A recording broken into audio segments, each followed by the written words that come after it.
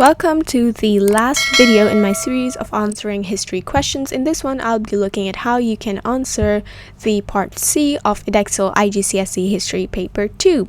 And I have decided to make these series, as I said earlier, because I got confused myself quite a lot about how to answer these history questions, and so I decided to make these videos in order to benefit others after doing a lot of research. So let's get into it. First of all, what is paper 2? I've described this in more detail in my previous videos as well. If you have watched them, if you've not, they're linked at the top right corner and they're below as well, so you should check them out if you're interested.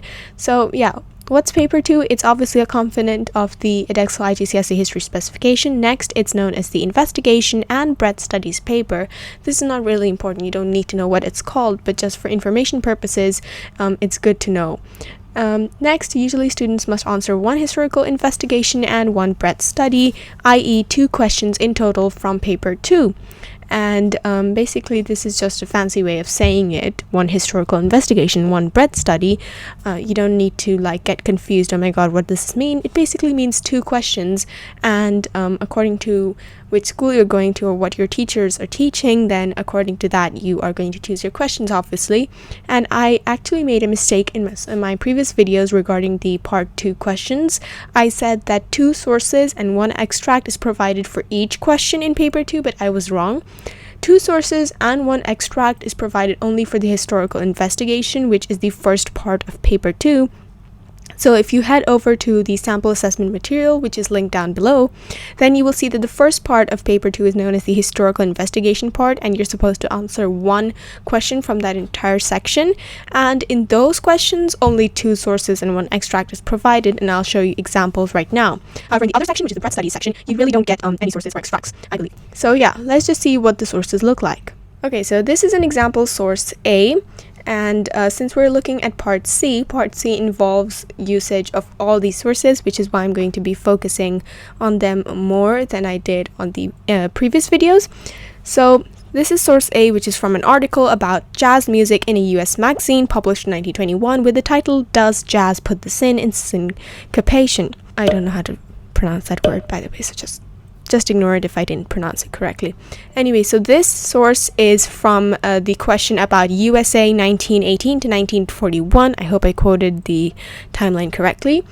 So yeah, this is from that question, and if you're doing a different question, obviously you don't have to do this one. They're all different, and this one is taken from the sample assessment material, which, as I said, once again, I'm going to repeat it, it's down below. And yeah, so this is source A. Next comes source B, which is pretty much similar in the format, but it's just, of course, different content. Then there's extract C, which is the last and final one, and this tends to be a little longer, and you need to focus on it a little more for part C. But of course, you should not forget the previous 2 sources also. So before you delve into part C, you should definitely read all these 3 sources or extracts very carefully, and probably note down on the side some points which you think are relevant. So in short, for those of you who might not know much about USA history, these sources are basically about jazz music, which was a form of music which is very popular in America in the 1920s, and it was initiated or created by the Black community in the USA. So that's what these 3 sources are about, basically, and I just wanted you to know this so that you're not completely lost when I'm going through the example paragraphs towards the end. Now, without any further ado, let's get into the details of part C in paper 2. It's nothing very confusing. First of all, it's for 16 marks, which you should really remember. You should not forget this, because it's the question with the most marks in this section, and therefore you should spend 25 minutes on it. Next, it's the how far do you agree question. That's what I like to call it. I mean, you should try to associate the alphabet with a phrase. So for example, part C is the how far do you agree question. So in that way you'll remember what this question usually assesses, and it's easier to remember it in this way. And yeah, so basically they ask you about how far you agree with a certain event or a situation. They'll give you a statement and then ask you how far you agree with it, and they'll ask you to use these sources and your own information as well. So you should use all the sources and your own knowledge, and I'll come to this point later on also. Okay, so let's look at an example of part C. This is of course related to the same section, the same country, USA, 1918 to 1941. Okay, so over here it says extract C suggests that the most popular form of entertainment in the USA in the 1920s was jazz music. So this is their statement basically. This is the statement that the question is providing us with. And now they're going to ask us, how far do you agree with this interpretation? And basically we have to answer that question, but it's not that simple. You can't just write, okay, I just agree this much. You have to explain, of course. And you have to use extract C, sources A and B, and your own knowledge to explain your answer. They've written very specifically that you should use extract C, source A, and source B, and your own knowledge. So therefore, it's quite clear you should use all the sources and your own knowledge too. And usually it's good if you write this answer in a total of 3 paragraphs. It's preferred because it's a good structure, it's a good logical structure.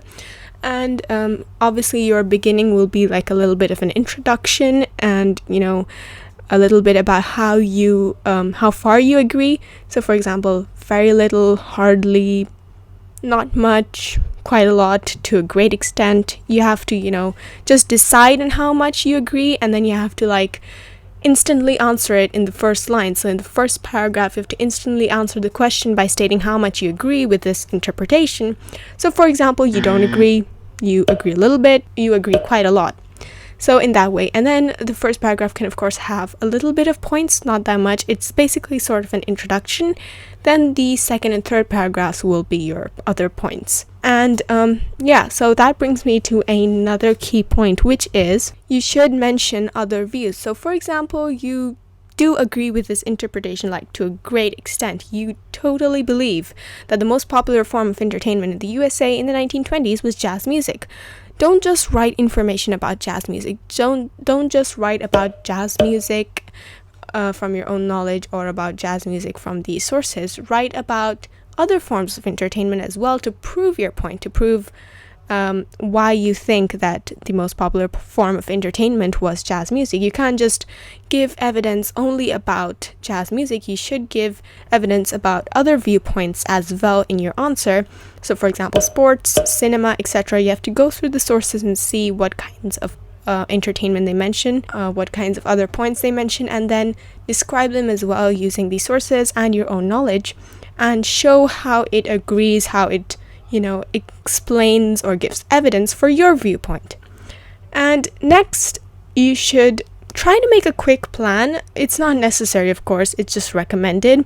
I heard it from an examiner. The students who made a quick rough plan in pencil, like next to the question, usually scored better marks eventually. This is because planning your answer a little bit in the beginning helps quite a lot, because you get an idea of what you have to write about and you don't have to think of how you have to write it during the time when you're writing it. So basically when you're going through the sources and you finally read the question, you just quickly jot down on the side which sources agree with your viewpoint, which sources don't agree with your viewpoint, and a little bit of, you know, own knowledge points that you have to write so that you don't later on forget them, or you add something that's not relevant, etc. So small plan, just, you know, take maybe just 1 minute to do it. It can help. Don't forget to use your own information and knowledge, whatever information knowledge too. That's because some people might just use the sources and forget to give their own knowledge, and that's not going to get them good marks. You have to give your own knowledge to prove to the examiner that you do know quite a lot about what you're talking about, and you're not just completely using the sources. So you should add in a bit of your own information, which includes SPEN information, as I mentioned like 100 times in my other videos. SPEN stands for statistics, places, events, names. Events, names? Am I saying it right? Yeah, events, names, and dates. Sorry for that. Yeah. Also, even though it's very important to use your own information and knowledge, some students might think that therefore the sources are not that important, but no, the sources are definitely important. As you can see, AO3, which is for 10 marks, is based on the fact that the student uses a range of source material to comprehend, interpret, and cross-refer sources. So AO3 is entirely based on the student's usage of sources, and it's for 10 marks. 10 marks out of 16 is a huge percent. It's a lot Like, so that means you cannot leave out these sources at all, otherwise you're not going to get more than 10 marks. And yeah, after a lot of lecturing about that, let's go into the example paragraphs. So this is an example paragraph 1. Of course, it has a little bit of an introduction in the beginning, as I said earlier, and it has a small part of the answer also. So let's just read it. I know this is what Extract C says and their support in the sources, but I don't really accept that it is true. I think it is an exaggeration. So over here, the student just clearly answers the question immediately, which is what you should do as well. You should clearly state how far you agree with the interpretation that is stated. Okay, moving on. Extract C says that jazz was the most popular form of entertainment at this time, particularly with young middle-class whites. Source B supports this popularity by saying that jazz is entering more and more into the daily lives of people. Now over here, I've highlighted this according to some keywords. So for example, the blue highlighting is for the parts where the student makes statements about how far they agree with the interpretation. So as you can see in the blue highlights, you'll see that they mention how they don't really accept that it's true and how they feel that jazz was not the most popular form of entertainment in the end.